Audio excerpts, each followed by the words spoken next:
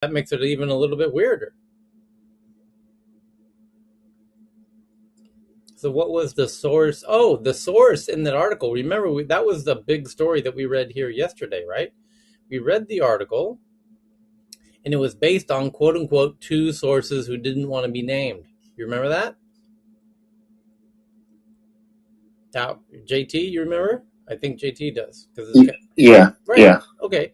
Well, that's kind of relevant because it's not like Facebook is announcing they were shutting this down. This was two unnamed sources claiming this, which aren't necessarily correct. So if they come out and it was really perplexing, it sounds like a really bizarre move, and it's totally worth contemplating that it's not accurate news. Yeah, especially at a moment when we're hearing about Apple creating their own reality OS as well. It just seemed a little bit fishy, and I didn't fully believe it at first. But we can, like read a clickbait, I guess, headline without going into it and getting like full confirmation. And I guess it was good that someone from Meta at the VP level came out and said that the article wasn't quite accurate.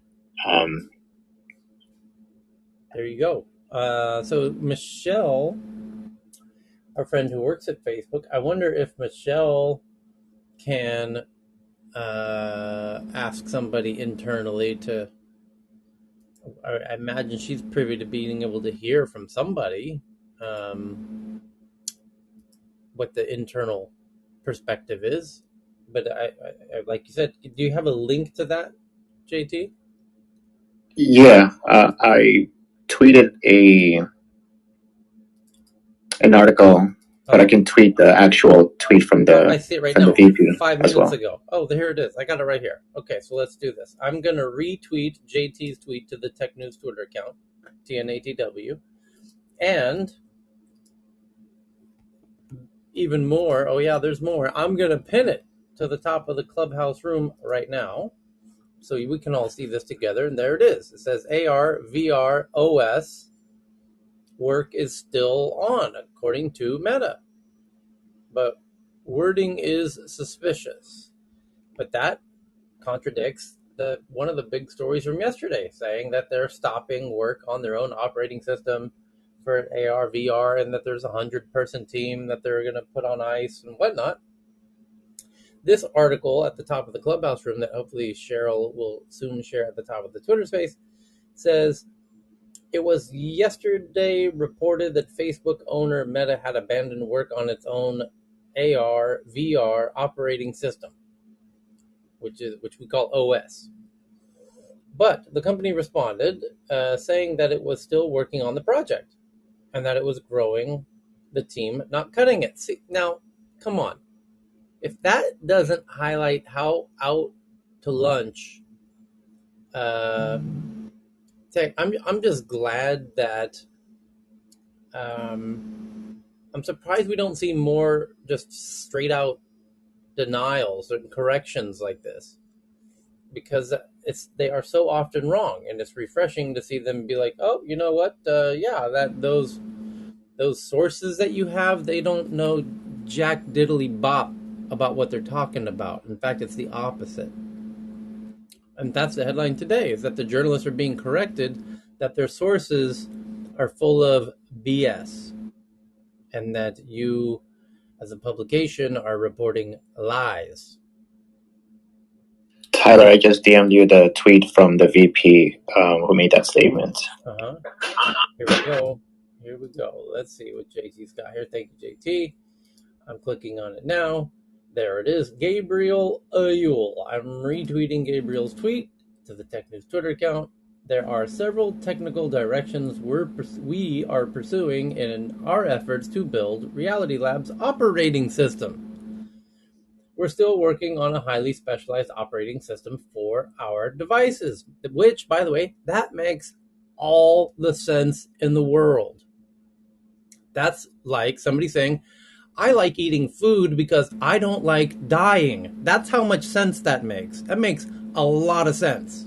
Like perfect, absolute sense. Anything of the contrary seems very strange. Like, you know what? I'm not going to eat food anymore. That's how crazy that headline was yesterday. And we're thinking, what? How does that work? How's that going to work? You not eating food and all.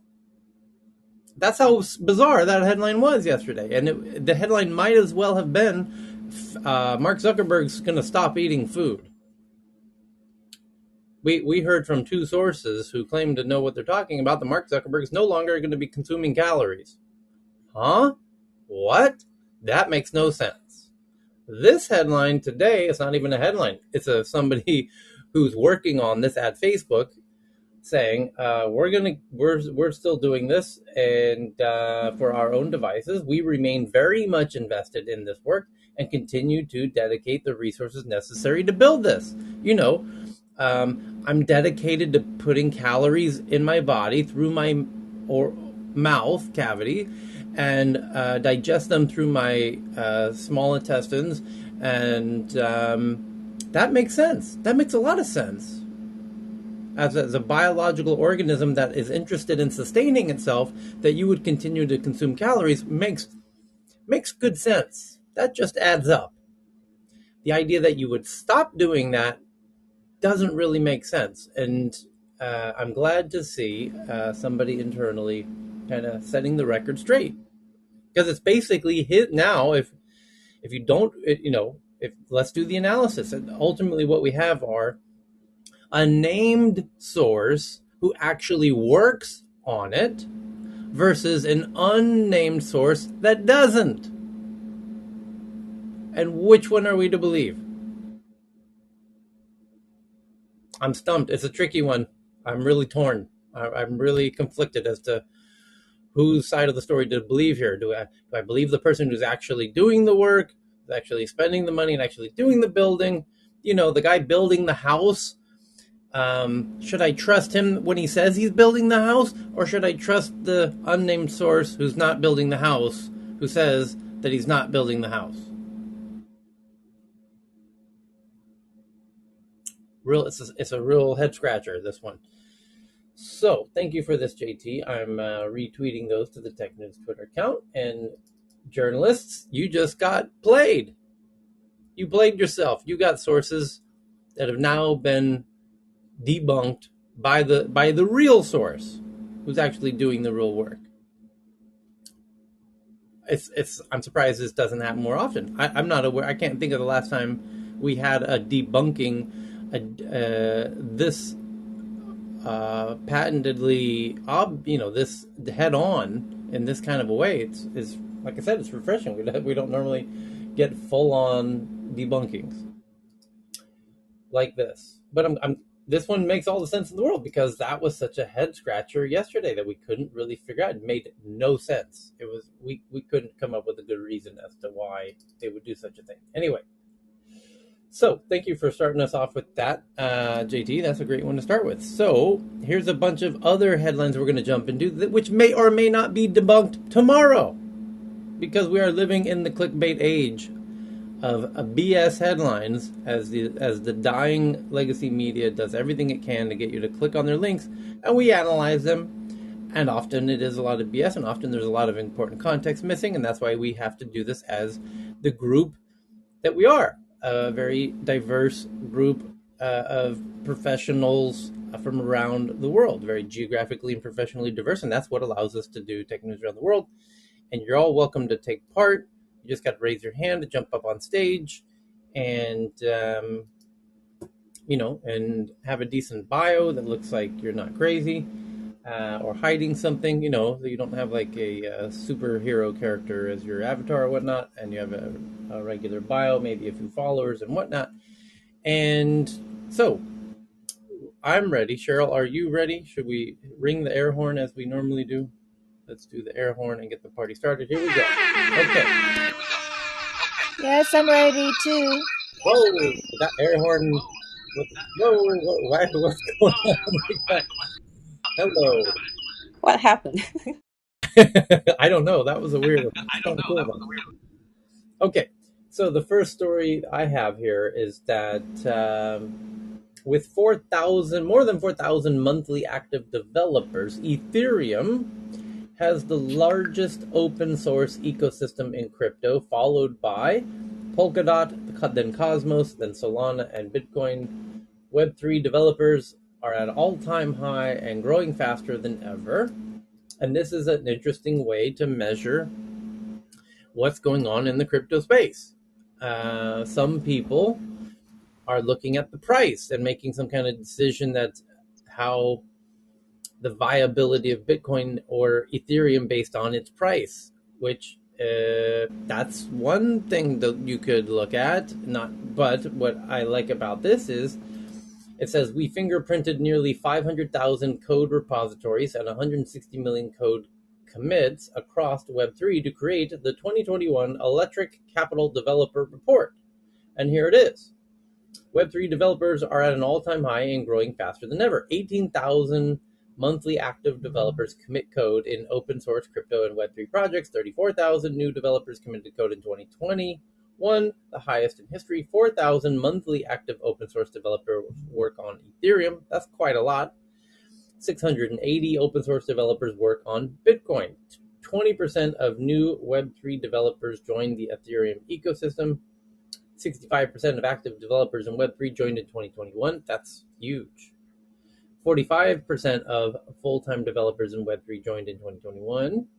And then it says the largest ecosystems are Ethereum, Bitcoin, Polkadot, Cosmos, Solana, and a whole bunch of others like Tezos, Polygon, and Cardano, each with 250 monthly active developers.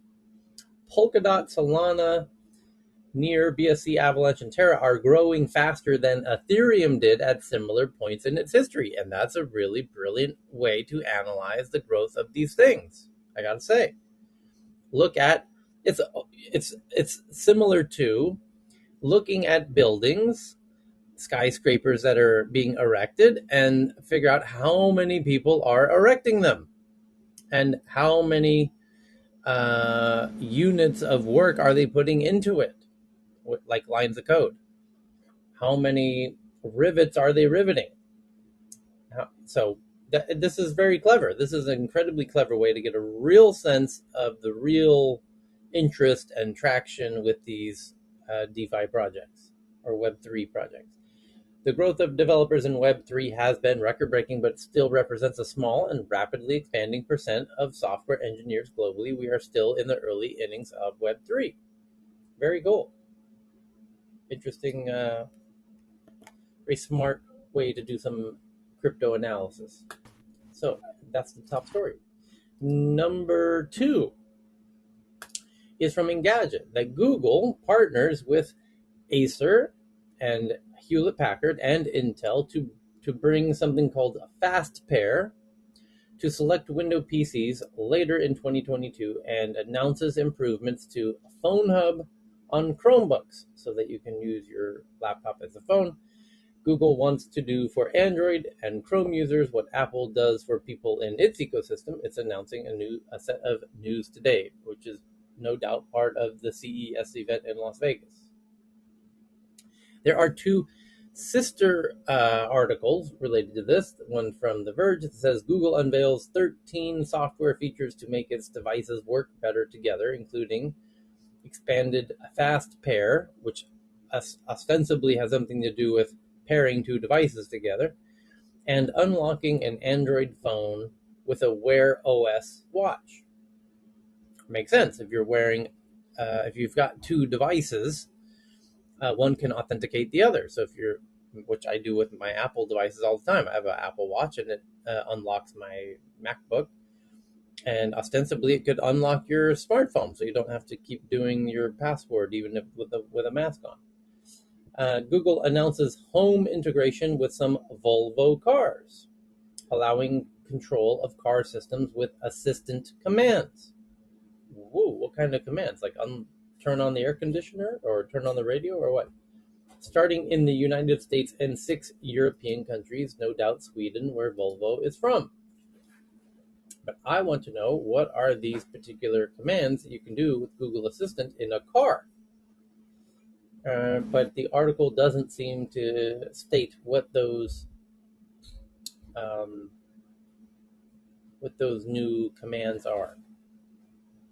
Okay. I saw Michelle on Clubhouse. She's invited on stage if you want to clarify with her regarding the news that we had. Very good. Thank you, Sarah. So, next article is a record $14 billion flowed to criminal crypto addresses in 2021, up from 7.8 billion in 2022, driven by DeFi scams. Total transaction volume reached 15.8 trillion, up 567% year over year. So there's basically two main data points there, which is the amount of criminal crypto has doubled in 2021 from 2020, but total transactions have gone up 5.6x instead of 2x. So relatively, the amount of criminal behavior is diminishing relative to the amount of total activity, if that makes sense. And it does.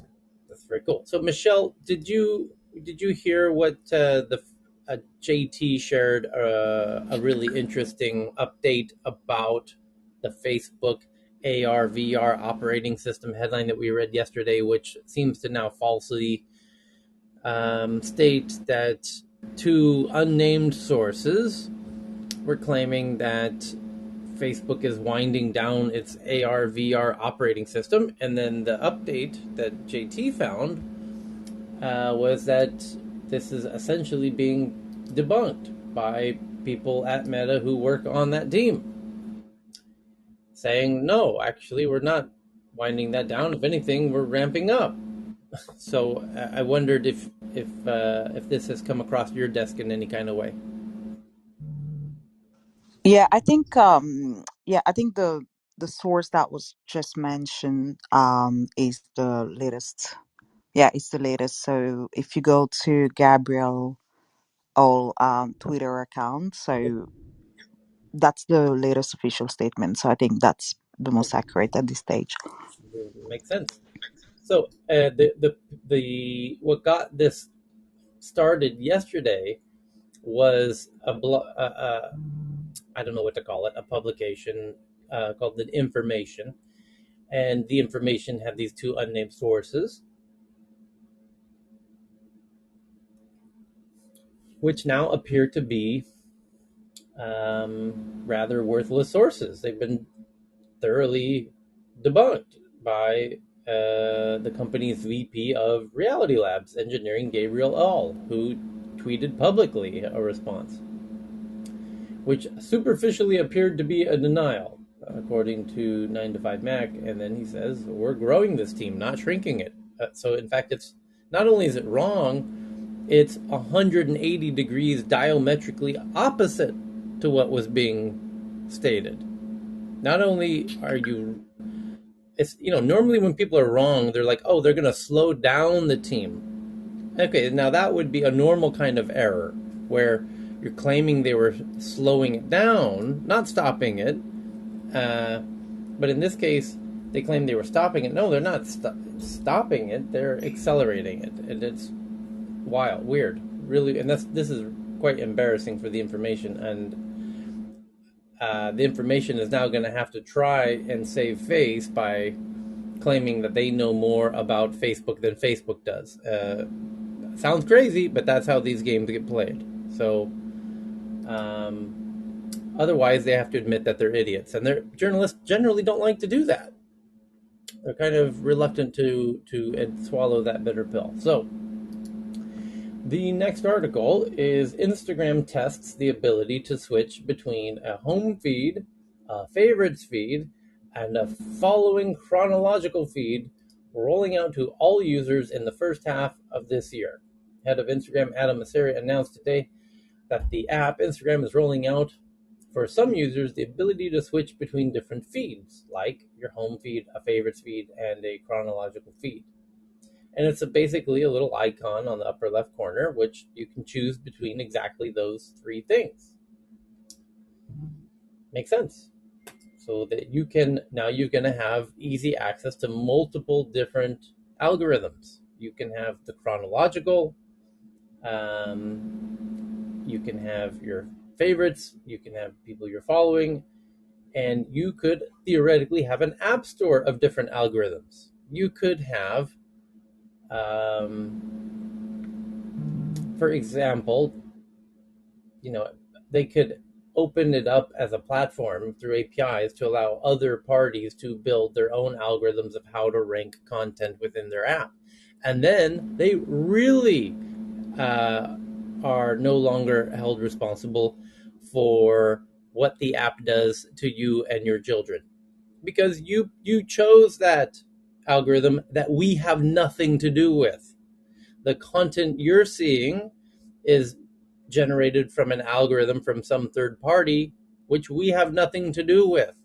So if your child is, experiencing some sort of content that you don't like, that ain't on us, that's on you. And that's a genius move for them to be getting into, is to create a little app store of algorithms for you to choose your feed from.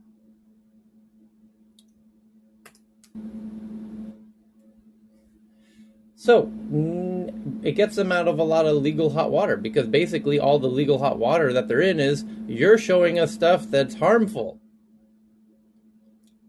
And then they kind of got to eat it because it's their algorithm. So if you allow for multiple algorithms, chronological, they could, people who are not willing to take personal responsibility generally will still blame the app for the chronological feed, even though the chronological feed is the stuff that you chose to follow in perfect chronological order. But somehow that's the app's fault and not your fault that you're following that content. Anyway, the next article from Politico, that France's data regulator fines Google 150 million euros and also fines Facebook 60 million euros for failing to let French users easily reject cookie trackers. French data regulator is fining Google and Facebook for violating EU privacy laws for basically not making it easy enough to deny cookies. They feel like they were trapped and misled into accepting cookies. So now they're paying those incredibly small fines for those companies. Next one's from The Verge. Meta says it's still working on highly specialized OS for its AR, VR, and this is the headline that our friend JT shared at the top of the hour, that Facebook is denying the article that came out yesterday from The Information with their unnamed sources, which now have been totally debunked, that they're still doing what we assumed that they were doing. In the same way that turns out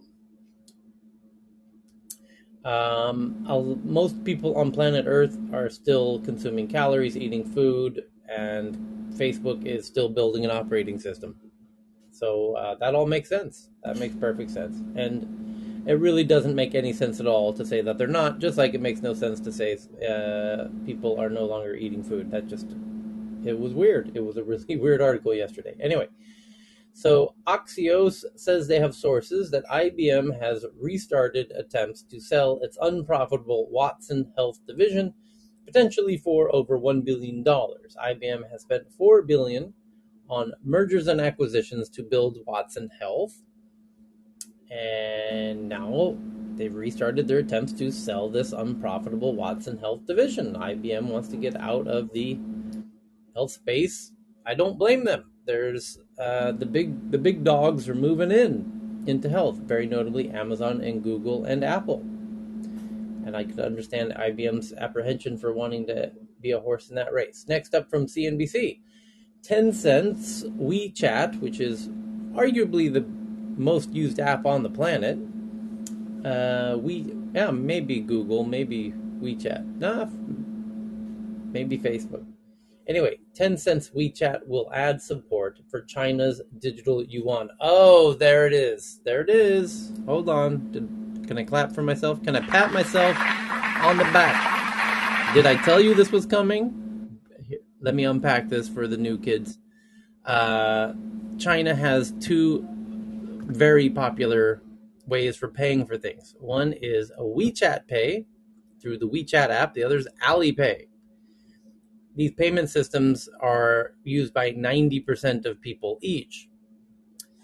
So it's the default way to pay for anything in China. And when China started talking about the central bank digital currency, was there or was there not a very handsome, cleanly shaven, bald individual, some white guy, saying that what China's going to do is kind of jump into the WeChat app through WeChat Pay to kind of very expeditiously spread the central bank digital currency into the app that everyone's already using? BB, do you happen to remember a particular very handsome, I dare say, white man with a cleanly shaved head, or am I imagining this? You mean Uncle Xi? Cold Stone? Okay. Yeah. The very handsome bald man. Looks I even a bit like I recall this was a very intelligent, brilliant individual who was saying, Mel That's Gibson? not about handsome, though. He's Mel Mel okay. Gibson. maybe not so handsome, but He's quite Yeah. musically inclined from what I hear. yeah. So, but it was a few months back when the central bank digital currency was sort of still in its earlier stages, and this individual said something to the effects of, you know what, I'm willing to predict that China is going to get very crafty and clever, and instead of making their own central bank digital currency app, they're just gonna jump right into the big apps that everyone's already using and marry their central bank digital currency into those apps. And ladies and gentlemen, the headline today, January 9th, is that WeChat will add support for China's digital yuan to WeChat Pay. Tencent-owned WeChat, China's largest messaging app and one of the country's biggest payment services, will begin supporting the digital yuan. Wow.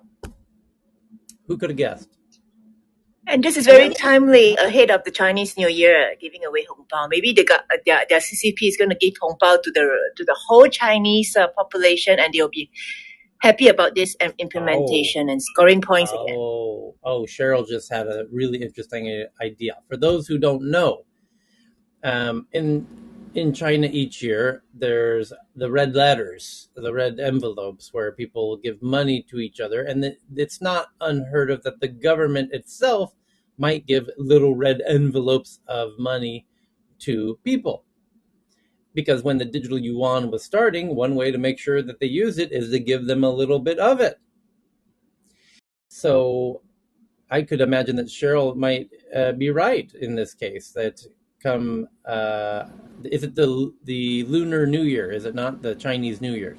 Yeah. It's in the end of this month, so it's January. Yes. No.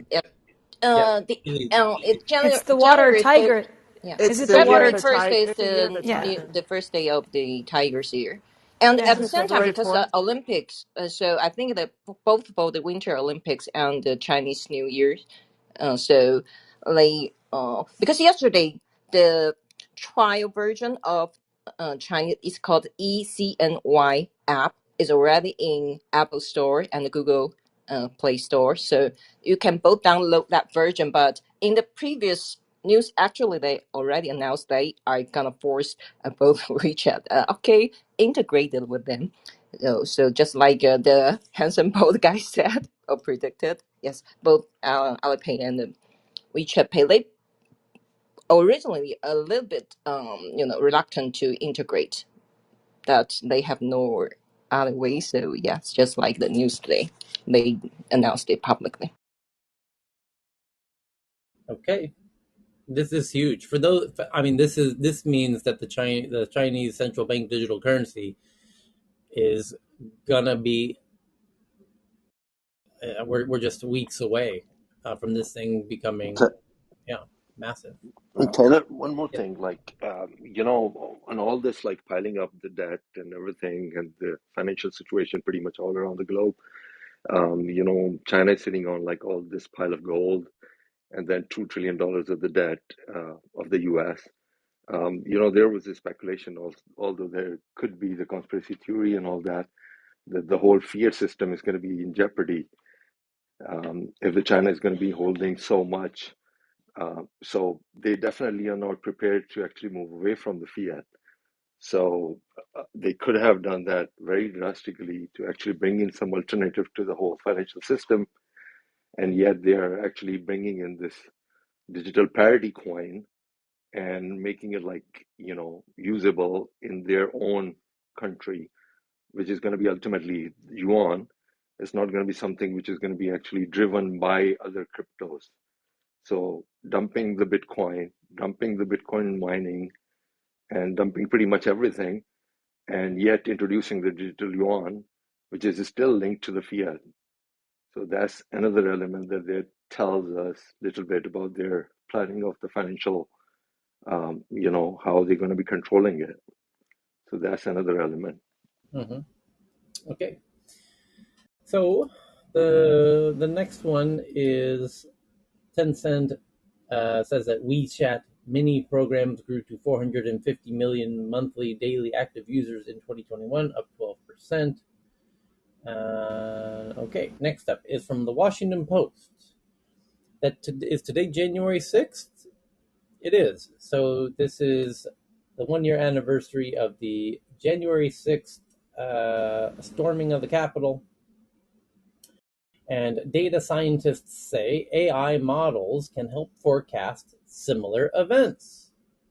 As some question their accuracy and potential for misuse. But this is from the Washington Post, so quite interesting. A year after the attack on the Capitol, data scientists say AI can help forecast insurrection with some big concerns. For many Americans who witnessed the attack on the Capitol last January 6th, the idea of mobs of people storming a bedrock of democracy was unthinkable. For the data scientists who watched it unfold, the reaction was a little different. We've been thinking about this for a long time. The sentiment comes from a small group working in a cutting-edge field known as unrest prediction. Oh boy, this is it. You got my attention. This unrest prediction. Kind of like when I read an article about from the New York Times about TikTok and how it's such a lovely app in schools. That's an unrest prediction right there. That will cause a lot of unrest for me personally, and so I can see that this is an interesting area to study. Triggers, unrest prediction, that you're triggering, you're predicting people being triggered in some sense. The group takes a promising, if fraught, approach that applies the complex methods of machine learning to the mysterious roots of political violence. Centered since its inception a number of years ago on the developing world, its systems since last January 6th are slowly being rooted with a new goal, predicting the next January 6th. Quote, we now have the data and opportunity to pursue a very different path than we did before, says Clayton Basaw, who helps run something called CoupCast. Like a military coup, like a coup d'etat, strike the state. CoupCast, what a clever name. A machine learning driven program based at the University of Central Florida that predicts the likelihood of coups and electoral violence for dozens of countries each month. The efforts have acquired new urgency with the recent sounding of alarms in the United States.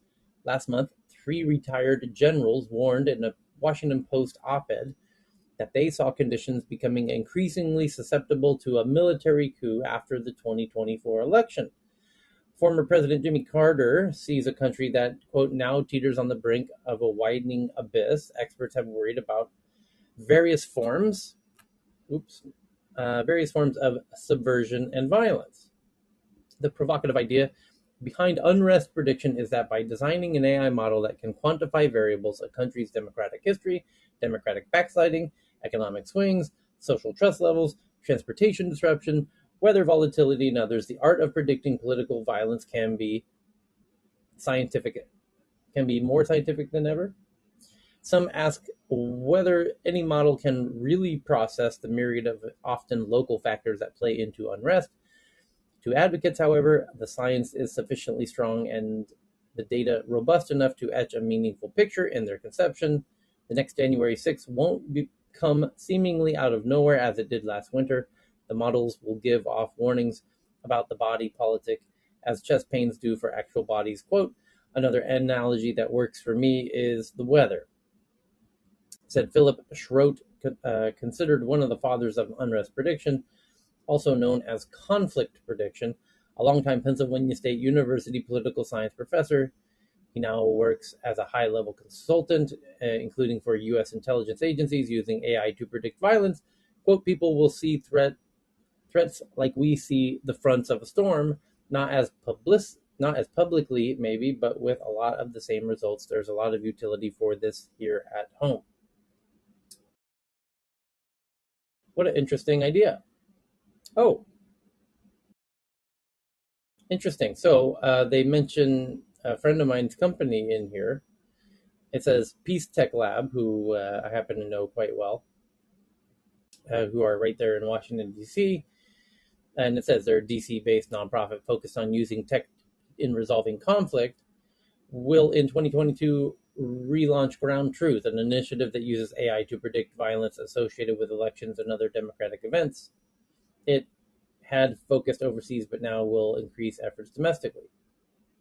And if they quote Sheldon, who I know when to walk through that process.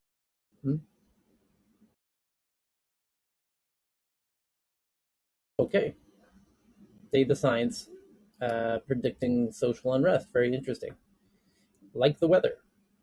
The next one is that Kazakhstan faces internet disruptions and a subsequent nationwide shutdown since Tuesday evening amid protests against energy price increases. And oh boy, is this an interesting development going on in Kazakhstan. And if you happen to have some inside information or context to share on this, by all means, get your hand up. Because I'm not aware that we've had many folks from Kazakhstan join us. We tend to cover the planet quite well, but notably not in Kazakhstan. So if you might know somebody from Kazakhstan who might be able to give us some insider ground truth as to what's really going on there, that would be great as well. But this article is all about the geeky side of it, how the government has shut down the internet because the government is getting its ass kicked by the people. And what the reports that I've been reading in the past 24 hours is that the citizens, some of them are armed with machine guns, and they're actually seem to be winning against the military because some of the military are switching sides to join the quote-unquote protesters.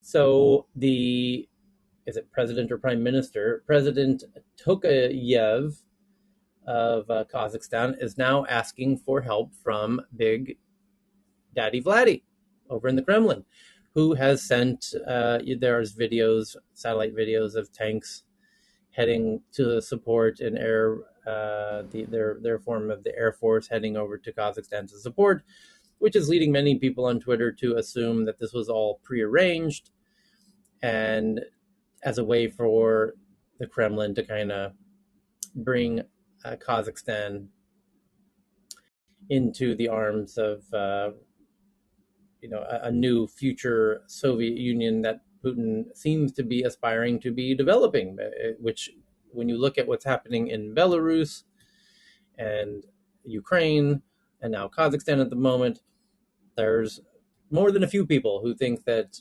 Putin has some big grand ambitions of trying to reestablish a Soviet Union of sorts. That would be 2 plus 2. Tyler.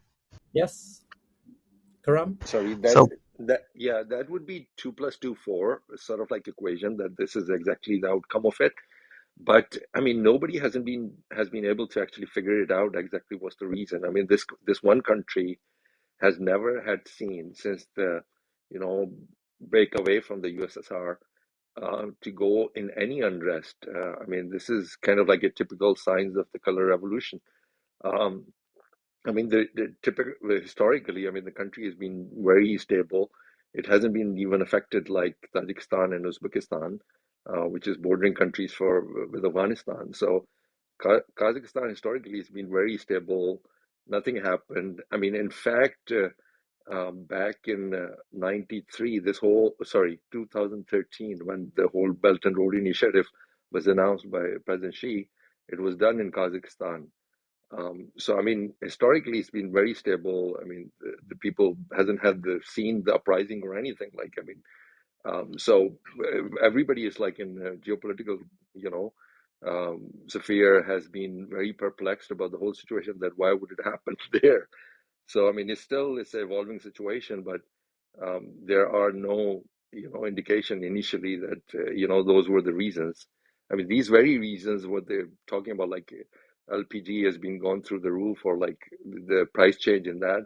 I mean, that's been happening like in the region for pretty much any other country. I mean, the energy prices have gone up, way up, in pretty much every single country. But to have like this kind of like you know, color revolution to happen is not for that demographics. Yeah, I just wanted to add to that. No, I think, Kuram, you are correct in that Kazakhstan has been stable, but the people have had a number of political grievances, and I think it's been described as authoritarian for the most part. You know, where typically the ruling party have 100% control. There's been no real opposition leader strong enough to take over the government and seize power. So there's still a number of issues amidst the stability. But I think Tyler does have a point that the connection to the Kremlin with Vladimir Putin seems to resemble what happened with Belarus and Poland. This seems to be very artificial at best, and I'll just leave it at that. So the AP think. If I can, Yeah, hold on. You can, Sam. I'll hand it to you next. So I just want to thank Lawrence for that. And then the AP article says Russia-led alliance sending peacekeepers to Kazakhstan. A Russia-led military alliance said Thursday that it will dispatch peacekeeping forces to Kazakhstan after the country's president asked for help in controlling protests that escalated into violence, including the seizure and setting afire of government buildings and his residence. The people of Kazakhstan do not F around, ladies and gentlemen. They're burning down the government buildings and the prime minister's or president's personal residence. And that's actually the next paragraph.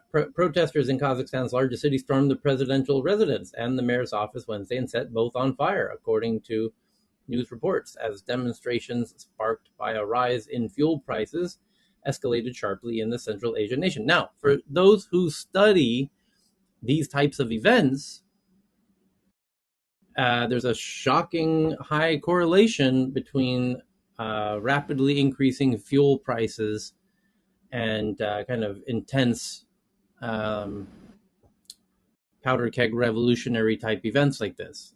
This is an incredibly common pattern. So be mindful of that. That's keep that little gem of a footnote in the back of your mind. And that's why I always say take control of your own energy and things like this. Police reportedly fired on some protesters at the residence before fleeing. They have clashed repeatedly with demonstrators in recent days, deploying water cannons in the freezing weather and firing tear gas and concussion grenades. The Kazakh Interior Ministry said 8 police officers and National Guard members were killed in the unrest and more than 300 were injured. No figures on civilian casualties were released. Yada, yada, yada. The government resigned in response over the unrest. Kazakh news sites became inaccessible late in the day, and the global watchdog organization NetBlock said that the country was experiencing a pervasive internet blackout. The Russian news agency reported that internet access was restored by early Thursday. Although the protest began over near doubling of prices of a type of liquefied petroleum gas that is widely used as vehicle fuel, their size and rapid spread suggested they reflect wider discontent in the country that has been under the rule of the same party since gaining independence from the Soviet Union in 1991. Tokayev claimed the unrest was led by, quote, terrorist bands that had received help from unspecified other countries. I bet I could guess which countries they think are helping in this regard. And so Tyler, yes. Maybe aside from the actual political part of this, if you consider that Kazakhstan is the second largest country in hash rate power for Bitcoin, Yep. shutting down the internet is kind of like also coincided with the Fed's results yesterday. Could have actually caused what we saw in the bloodbath for Bitcoin yesterday. Mm-hmm. So that might be related. So a lot can be said about not one country can cause issues with Bitcoin. Something to think into. Yeah, thank you for that. That's a good point. Kazakhstan, it's in between. It borders Russia to the north, China to the east, and has extensive oil reserves that make it strategically and economically important. And many Kazakhs also chafe at the dominance of the ruling party, which holds more than 80% of the seats in parliament. And that's pretty much it for now.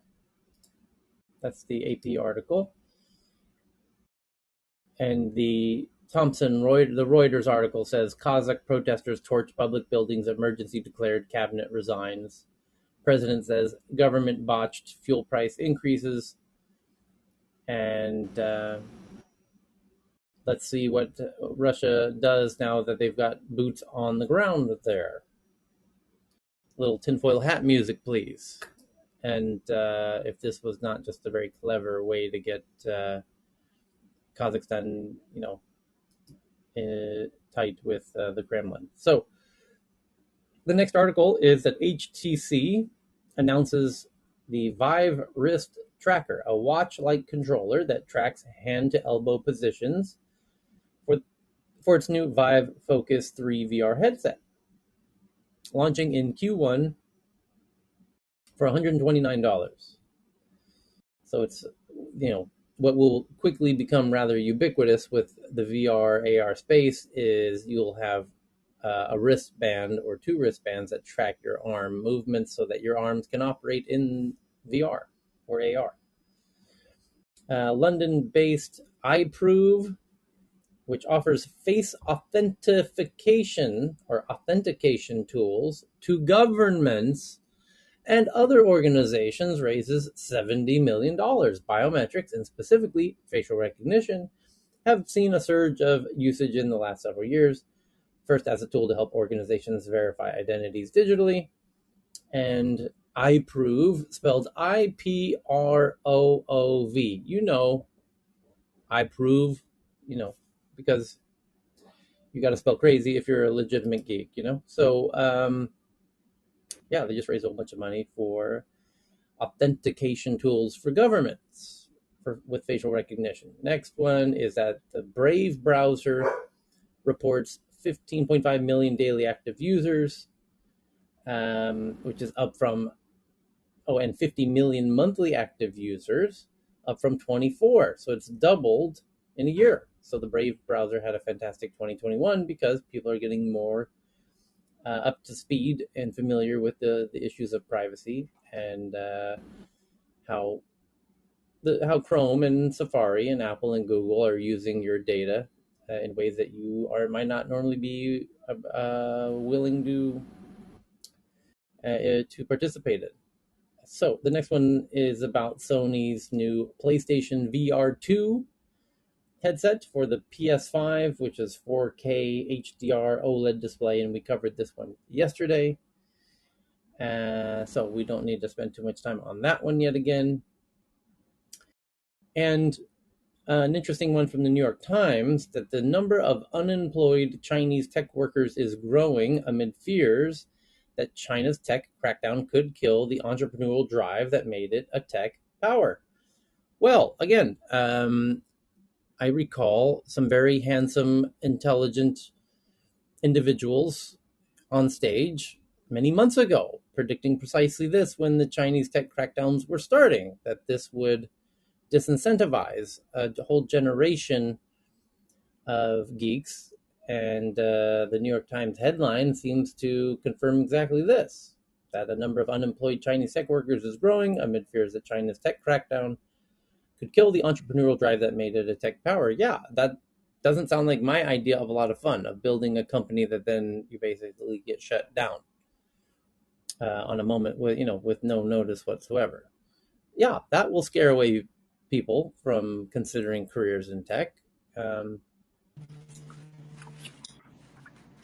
Somebody with a comment, with somebody unmuted there. Messi? Okay. Well, those are the sort of big boring headlines as we normally do them. And now we get to go into the tweets as we always do. And the first one that I have today is from our friend Katarina. And the headline says, when does Waymo launch in New York City? Waymo has been trialing robo-taxis in parts of Phoenix, Arizona for a few years and in San Francisco since August 2021. And in November, Waymo announced it had started mapping New York City streets. And Katerina has also seen rumors that it has been preparing a possible launch in Paris. The question is 2022 going to be the real launch of Waymo robotaxis? Fair question. So I just retweeted Katerina's tweet to the Tech News Twitter account for those who want to see that. And the next one is also from Katerina. The headline says, gravitational action of sun and moon influence behavior of animals and plants. Which that might be the first validation for astrology that I've ever heard. That the gravitational... Or Tyler, why people go crazy on the full moon. And I know that that's like an ism, but if you talk to police and emergency rooms, their action definitely does go up on the full moon, statistically. Astrology validation, Tyler? Yes. So it's more of astronomy, but that's true. And also the pull of the ocean from tides from the moon definitely affects people.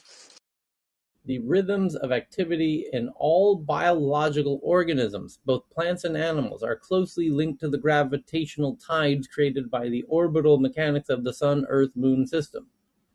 The truth has been somewhat neglected by scientific research, but is foregrounded in a study by University of Campinas in the state of Sao Paulo, Brazil, and University of Bristol in the UK, an article on the studies published in the Journal of Experimental Botany. Quote, all matter on Earth, both live and inert, so meaning rocks, experiences the effects of the gravitational forces of the sun and moon expressed in the form of tides. The periodic oscillations exhibit 2 daily cycles and are modulated monthly and annually by the motions of these 2 celestial bodies. All organisms on the planet have evolved in this context. What we sought to show in the article is that the gravitational tides are a perceptible and potent force that has always shaped the rhythmic activities of these organisms. The study is both an extensive review of the literature and a meta-analysis of the data from 3 previous published cases in which gravitational causality was not fully explored. And the data shows that in the absence of other rhythmic influences, such as lighting or temperature, local gravitational tides are sufficient to organize the cyclical behavior of these organisms. This evidence questions the validity of so-called free-run experiments in which several environmental factors are controlled, but gravitational oscillations are not taken into consideration. These oscillations continue to exist, and many modulate the behavior of living organisms. Well, both my kids were conceived on a full moon, so there's that. And poets a long time ago knew about these Exactly, I relationships knew it. and do poetry about how moon affect the mood and how the gravity is. So shout out to all the poets who were aware of these changes. Okay, now Cheryl is DMing me some potentially juicy stuff that I want to know how you found this, Cheryl, because this is really interesting. So what Cheryl just DM'd me is somebody on LinkedIn by the name of Mark Lukovsky. And let's get the link to his LinkedIn and pin it at the top of the clubhouse room, shall we? Would you indulge me for 2 seconds so we can find this dude on LinkedIn? Yeah, I will send the link to. Okay, I got him. American developer. He's even got his own Wikipedia page. Here's his LinkedIn profile. Here we go. Copy paste. The magic of copy paste is coming to the top of the clubhouse room here. There it is. That's his LinkedIn profile. And what you will notice on his profile is something quite interesting. And Cheryl, I really want to know how you found this. You will notice his two most recent job activities or experiences is that since December 2021, which was just a couple weeks ago, he was the general manager for the operating system for Oculus VR. That means this is the dude who's building the operating system for Facebook's VR universe. Well, and he was doing that for over 4 years. And then in December 2021, again, a couple weeks ago, his newest position is Senior Director of Engineering Operating Systems for AR at Google. So Google managed to scoop the head of Oculus operating systems from Facebook and recruit him over to Google to do the exact same thing over at Google. I smell a pending potential lawsuit. That's pretty wild. That's an amazing get for Google, and that's a potentially big blow for Facebook. So Cheryl, could you please reveal how you found this person's LinkedIn profile?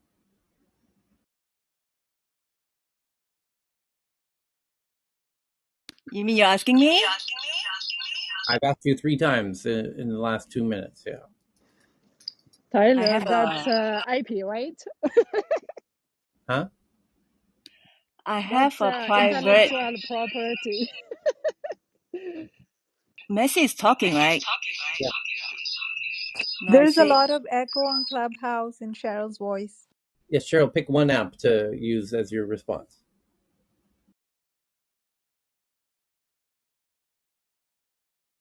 So stay muted in Twitter and open your mic on in Clubhouse and tell us how you found this.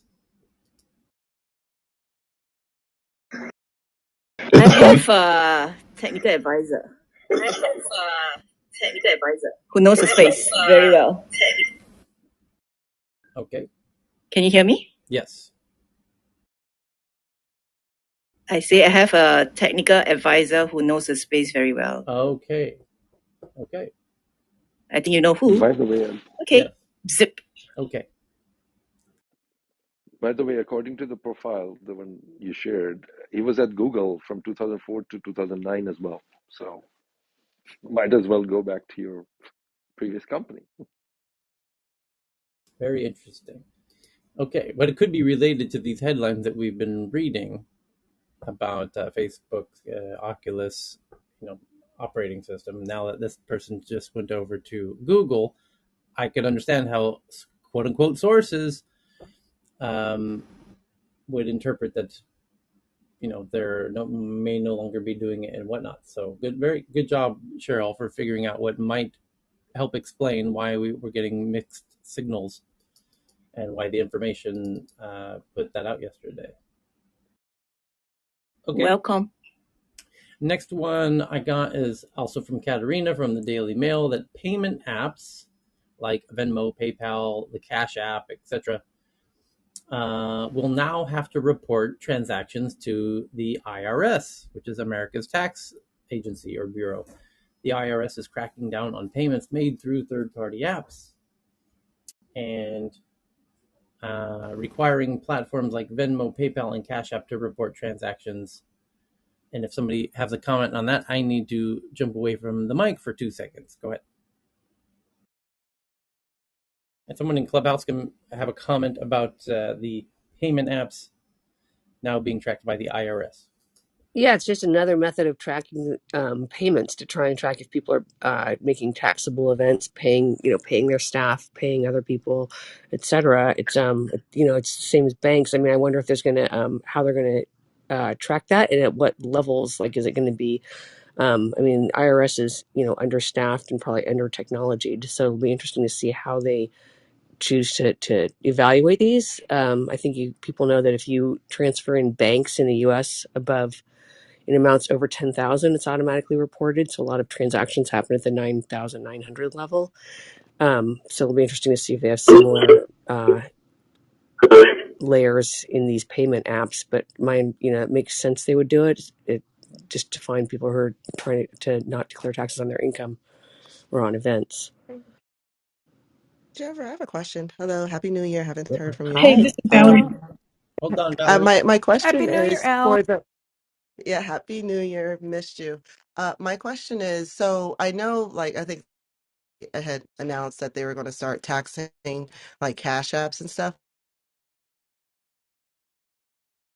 Going back and forth, you're paying somebody back. How are they going to track that? No, exactly. You know, That's my point. Is to like that, or a very good question. Exactly is how are they going to discern what is friend to friend payment, a loan, et cetera, versus something that should be recorded as taxable, right? So there are times when people are paying people for service goods and services through those apps, and I have no idea percentage wise, and tons of other transactions, and so I have no idea how they're going to try and discern things. They may use it as a backup, or if they see a lot of money This is going one Valerie direction. in Twitter. Another element to this would be financial crimes and anti-money laundering tracking that the IRS would be particularly interested in. Who knows? Probably some more legislation would be coming there, and then that tracking then goes through FinCEN here in the U.S. So I would bet that they're interested in the money movement. And many of these transactions, eventually, when they get out to SWIFT, they would have different TRAN codes and whatnot. So I think they're just very interested in the money movement besides the collection of tax and the gig economy. This is Valerie, and I'm done speaking. Thank you, Valerie. hi, This this is is Alice. Actually, Jennifer. I feel as though that it's going to be a blanketed sort of rollout where you get the opportunity to discern what payments are what. Like Jennifer says, it's just going to impact everyone until everybody complains enough that they're paying taxes 2 and 3 times on the same money going back and forth. I'm Ellen. I'm done speaking. No, hey, Alden, it's Jennifer. Hey, and back to Valerie's. I don't think that they're going to ask. I can't imagine that they would use that and say, we saw transactions coming in your direction. You have to report these.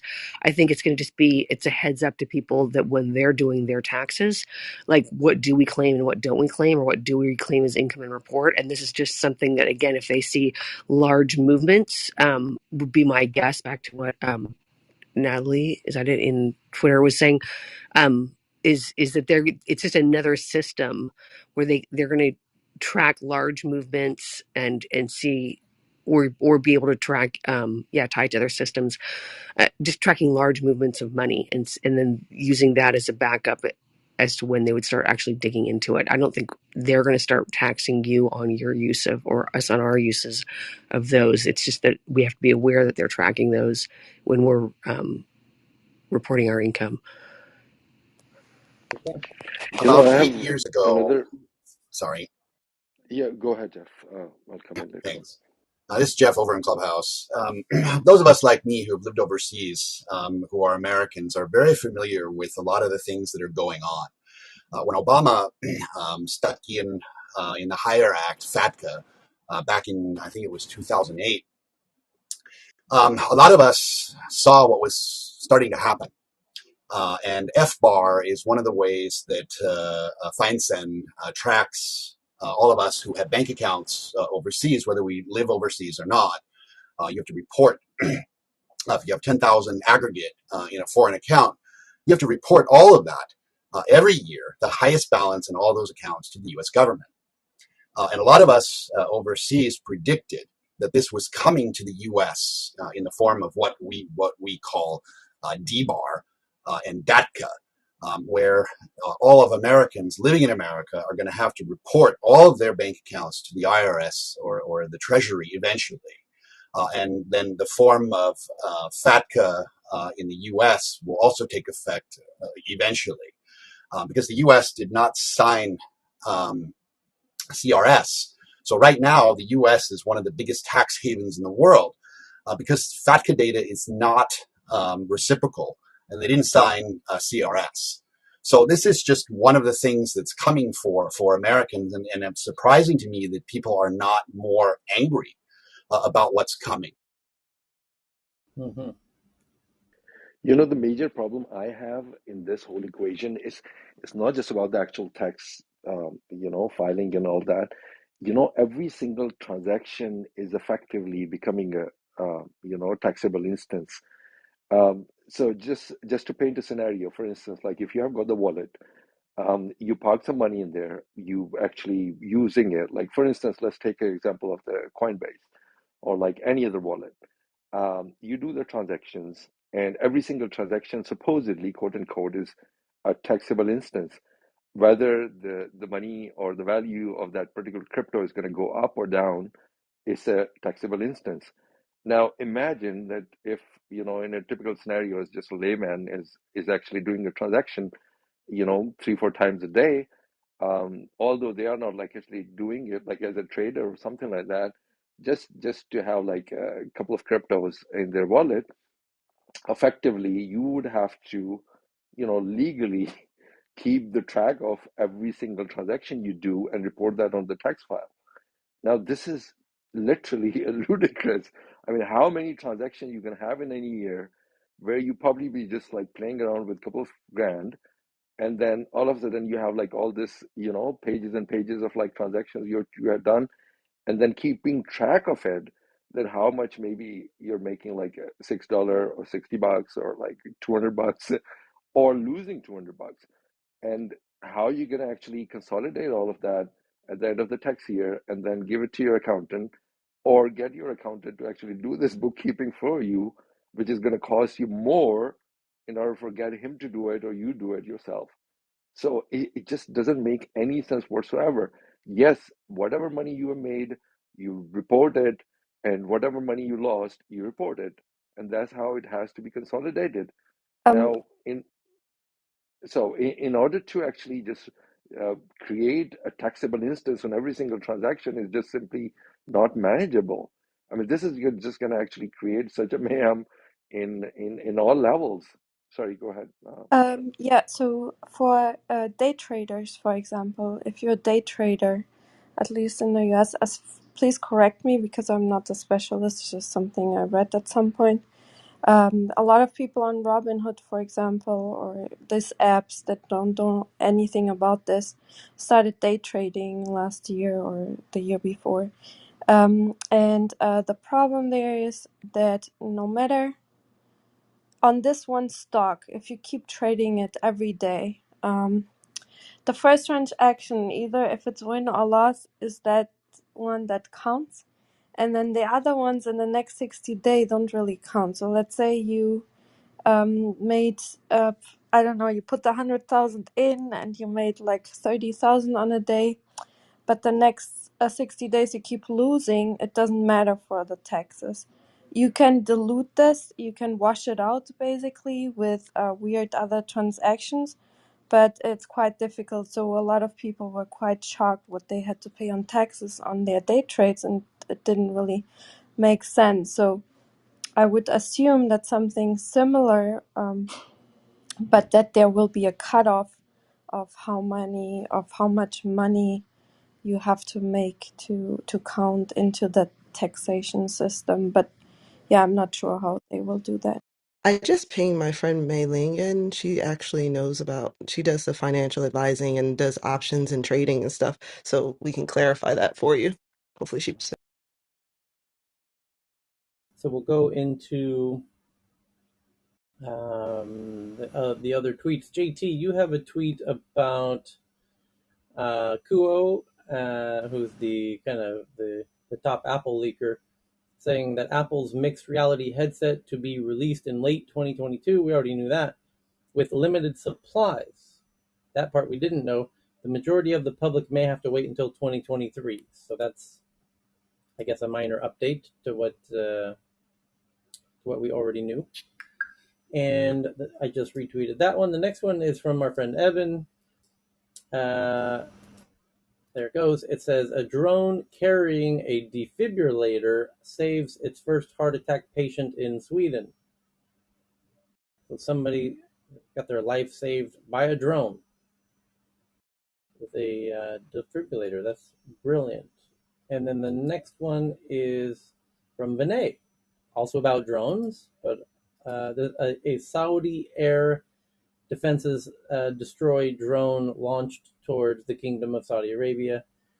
The Arab coalition in Yemen said that the Saudi Arabian air forces intercepted and destroyed a drone launched towards Saudi Arabia. As the drone wars are just getting started. The next one from Where was it? Where was it coming from? Did you say? uh, Do they know what the trajectory was, I, or they're not saying? I think it's implying Yemen, but let's see. Let's see if they get more explicit in the body of the article. It says in a statement by state TV, the coalition says it will take immediate action to neutralize and destroy the threat to protect civilians. The Iran-backed Houthi militia in Yemen had repeatedly launched ballistic missiles and armed drones towards civilian centers in Saudi Arabia since 2015, after Saudi Arabia and several Arab nations organized a coalition to help restore Yemen's legitimate government. So, again, the implication, without even having read it, but it was a pretty safe bet. Turns out all signs point to Yemen with the Iran. Okay, there's May. Yeah. Hey, May, raise your hand. Okay. But by the way, I mean, again, there was a very handsome white guy predicting that drones would be used, particularly in border conflicts, by folks who were kind of resource strapped. And indeed, the Houthi-backed folks there, the Houthis in Yemen, would classify as a conflict, a border-based conflict, and rather resource light on resources, and that's where these things are going to happen.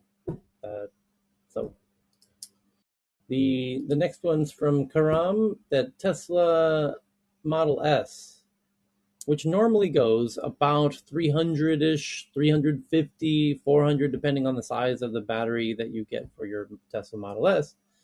But a Model S just went 752 miles, nearly double, with a startup's new prototype battery. The proof of concept battery was meant to show that very long range, environmentally sustainable battery packs are on the horizon, can exist, and that's great news indeed for everybody with EVs. That's such a revolutionary thing, Tyler. I'm surprised each one are really excited on this. This is like just such a groundbreaking thing. I mean, if it happens, um, it's just like effectively any EV would just like won't have to charge again for like any longer trip. I mean, this is the news like for this you know Yeah. uh, for next year or two. Yep. Absolutely, except if it bursts into flames, eh?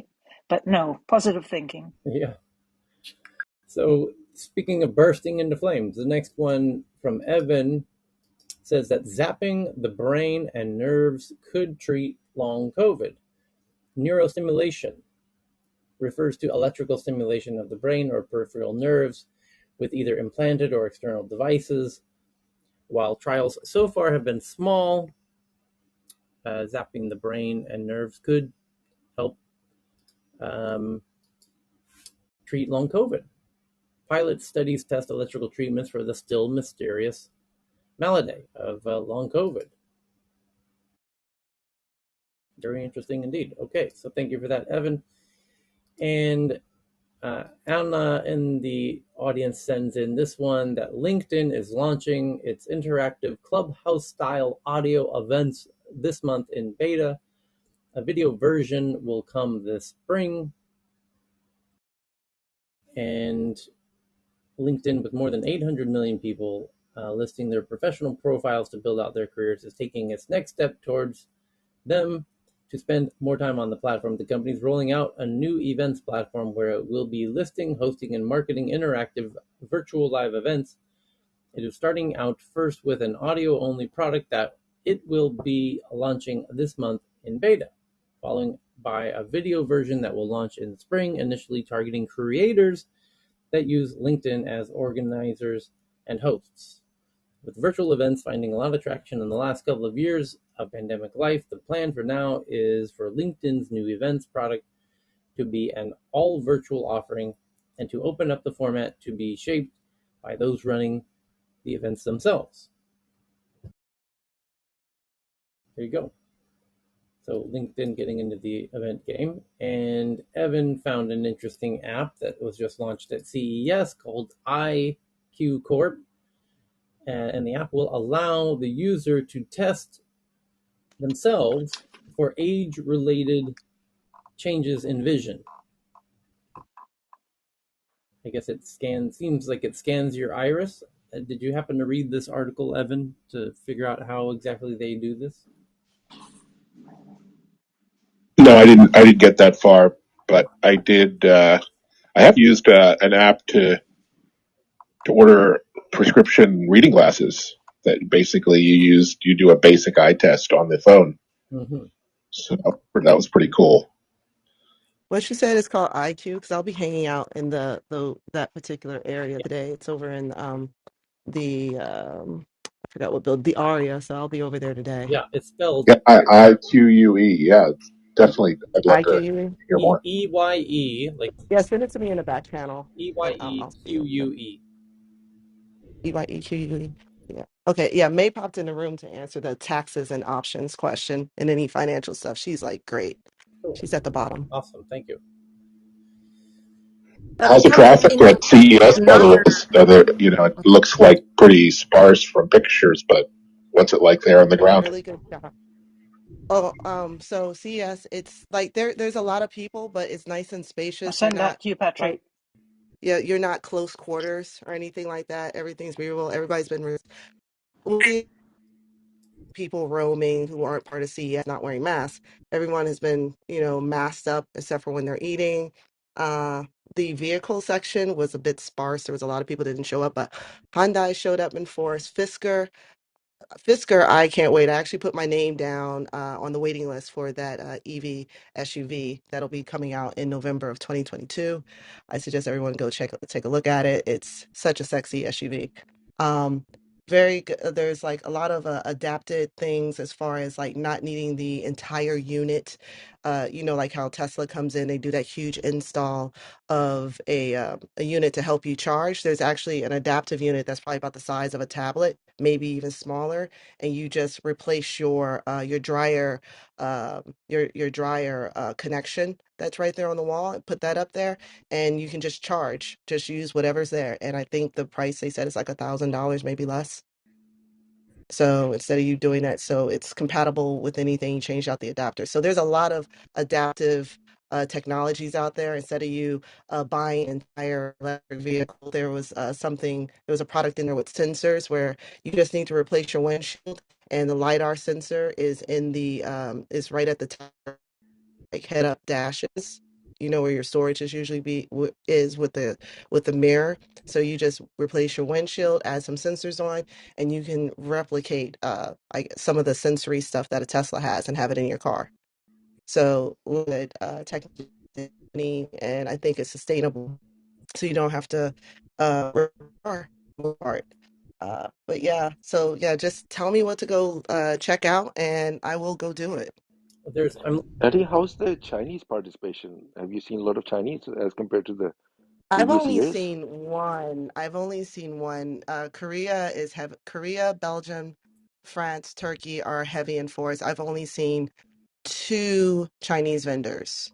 They have their Only Wow. two so far, but I was only in the vehicle. I was only in the battery, the vehicle transportation space. There's a lot of autonomous vehicles today, because I had to break everything up certainly. So today will be all the VR stuff, and well, yesterday was transportation smart city. Today is VR gaming, and then tomorrow I'm going back to all the home use, the infrastructure stuff. So have you been to South Hall or no? So I've been where? south South Hall? No, at the sands. Oh, I've not okay. been So there. that's Yeah, where, yeah. China has its Please own do let us know. whole section of CES. Yeah. Yeah. Yeah, I need to know which building because all of is it going to be the Venetian, the Aria? It has to be like you got to know No, the it's, building. it's, it's the main convention center. So like there's So the obviously a Las north. Vegas Convention Center. Yeah, Yes. there's nothing that says south. It says Tech West, Tech East, and Tech North. I haven't seen a south. I can look. Check it out. Okay. Yeah, it's on the south side of it. Like so if you're facing towards the center hall, if you go towards the right side of it, that's where the south hall is. But yeah, I just wanted to actually get this is the first time after a long, long time I'm missing CES. So just wanted to get the feeling of it, like how the Chinese and American relationship has been panning out for the CES, because half of the population is sort of like by Chinese, like in CES. So yeah. Well, I'll go look. I haven't seen. I mean, there's a lot of Chinese attendees, but not a lot of Chinese vendors. Mostly, it's Korean. I've seen. There's actually a Japanese tech expo, Korean, but I haven't seen much from China. Belgium, a lot of Belgium, German, Turkish companies are here as well.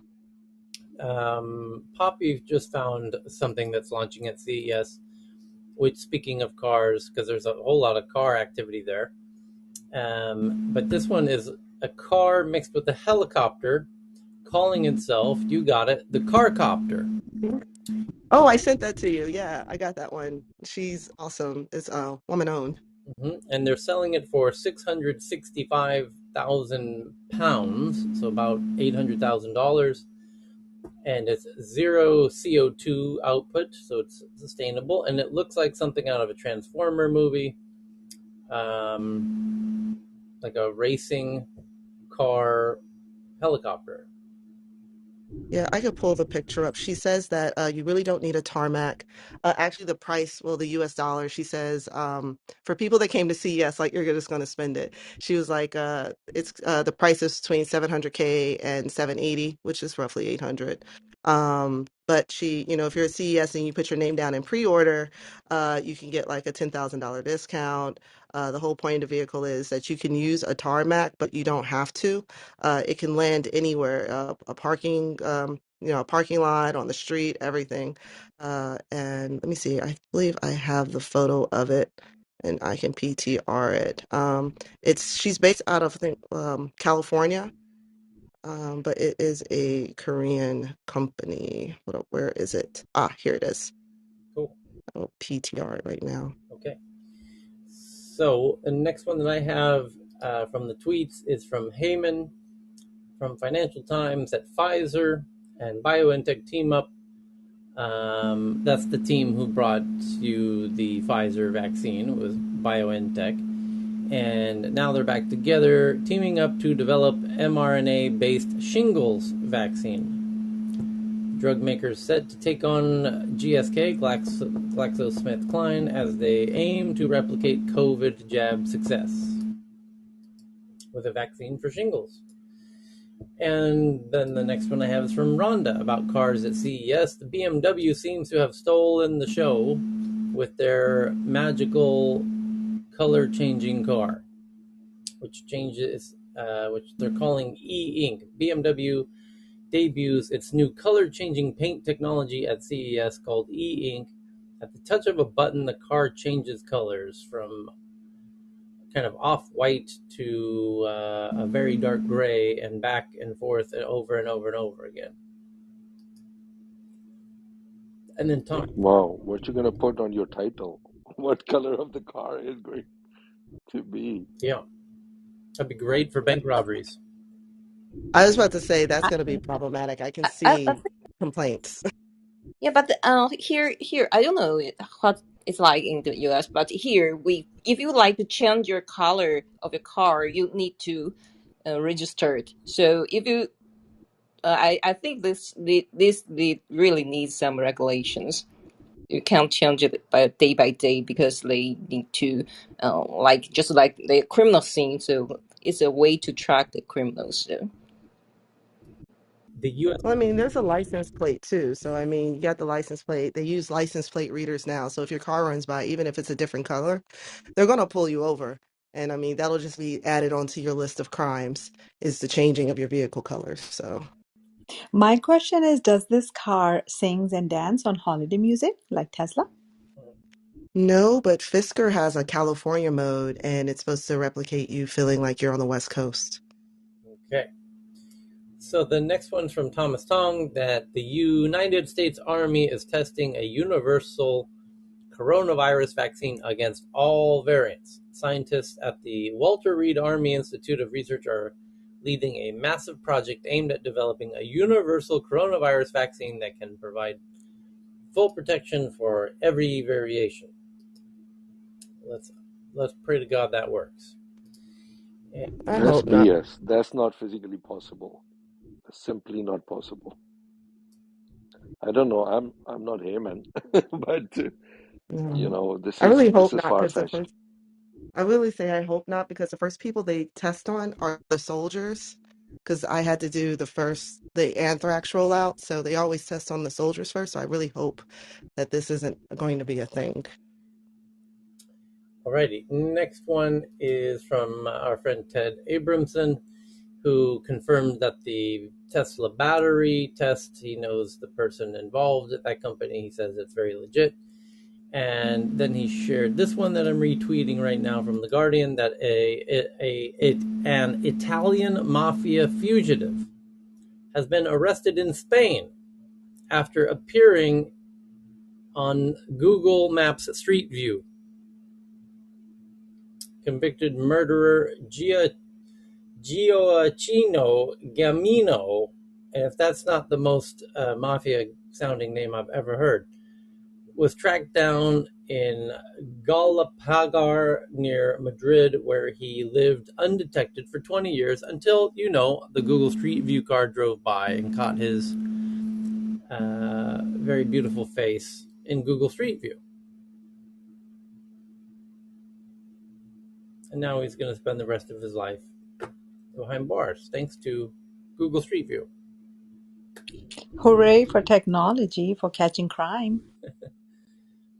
Now, what happens when you combine the Google Street View car with facial recognition systems and the, police most wanted lists? And what happens Yeah, that would be awesome. when you no longer have the Google Street View car, but every delivery car that has cameras could be checking faces in real time? There's your sci-fi novel that you've been waiting to write right there. So the next one is from Katerina from Neuroscience News, that a study reveals brain networks enabling human conversation. Researchers have identified a specific brain network that becomes active as we plan our replies within a conversation. So you can see all of your brains lighting up right now as you're thinking about how to respond to this article. And they now know the part of the brain. I'm fighting my fMRI now. Yeah. Next up from Jeff G in the audience from Rolling Stone, that the fuse has been blown and the doomsday glacier is coming for us all. New data shows Antarctica's doomsday glacier could collapse in as little as 5 years and lead to catastrophic sea level rise. Good times, everybody. The next one's also from Jeff G from CNN, that in Beijing's subway system, English names are being replaced. In the article, it says, as Beijing welcomed 2022, residents in the Chinese capital of Beijing noticed a subtle shift taking place in the city subways. On signs, the English word station is being replaced with what exactly? The English word station has been replaced with Jean, the pinyin or Romanized version of the Chinese character. So it no longer appears to be English letters. It's using Eastern charactographs, as they're called, kanji, as they're called in Japanese.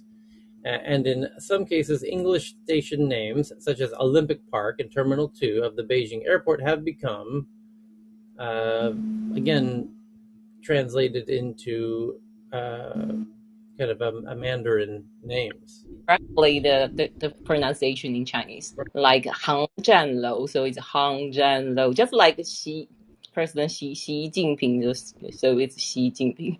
So Terminal 2 is Hangzhanlou, 2号家. Yeah, a good way for foreigners to learn Chinese pronunciation, if you think that way. Right, but this is a continuation of removing English from schools, as we covered that headline a few months ago. You'll no doubt Vive will recall. Yeah, sure. Like the next generation, I really, wow, the parents have a hard, in the dilemma. Oh, you mean they purposely changed the word terminal to Hangzhangrou? Yes. Yes, it's That's good. terminal. Yes, 2号 Hangzhanlou. Now it's 2号 Hangzhanlou. If you're a foreigner, you pronounce it like this. How to And remember they for have it? they have a terminal too. At least they keep this at a Pick up for small me, Taylor. letter. I guess. I mean, in fairness, no one that speaks only Chinese would know what you meant by Olympic Station. I'm just saying. Yeah. So that's why I say it's a good way for foreigners to learn pronunciation. They're only going to be there for 2 weeks. So I think Beijing, China just wants to prevent some of the athletes from exploring the city, perhaps to hide something. I don't know. It just seems quite convenient and quite at the same time as the Olympics. And since Google Translation won't work in China, so I think you're gonna have a really hard time with all those translation apps. But it's probably better for them. Like we don't even like if we're putting up Chinese characters, we usually use the characters that would transliterate back. So like if you're a foreigner in China and you're saying Olympic Station, you're going to have to go. I mean, it just so happens Beijing does have a lot of people that speak English, but you might have to go through a lot of people versus if you even get close to the phonetics correctly, Hangzhanglu, people will know where to point you to. So, I mean, there is a practicality to it depending on how you decide you feel like spinning it. Okay. I mean, changing a station name is one thing. That's going to be all internalized, but changing a terminal 1, 2, 3, that is going to have like international implications because that actually, fed through the whole system of IATA. Karam, there's an interesting point hidden in your point, which is anyone, Ben can confirm this.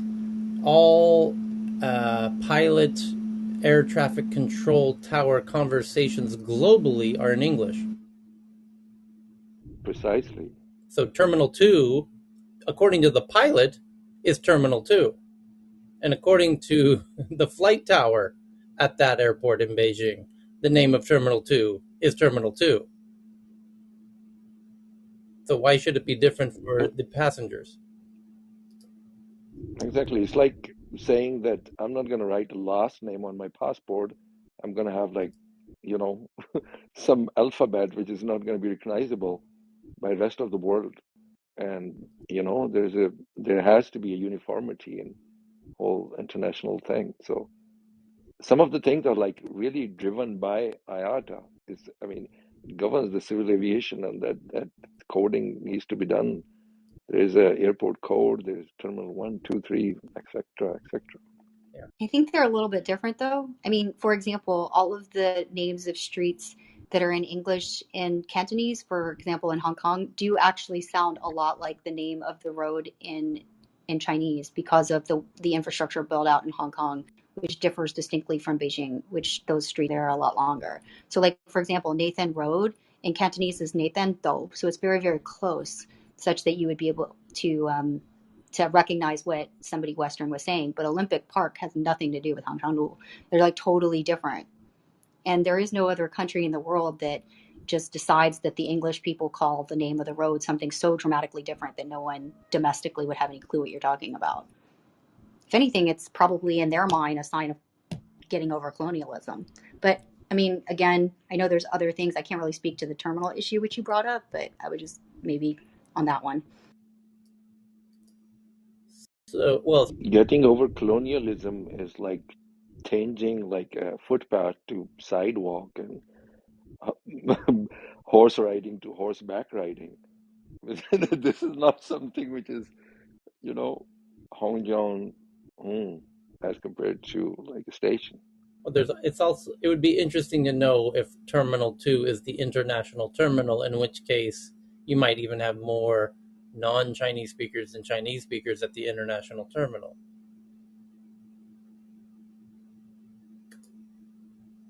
So, by the way, Heyman found a really interesting article that LG TVs now have built-in health platform for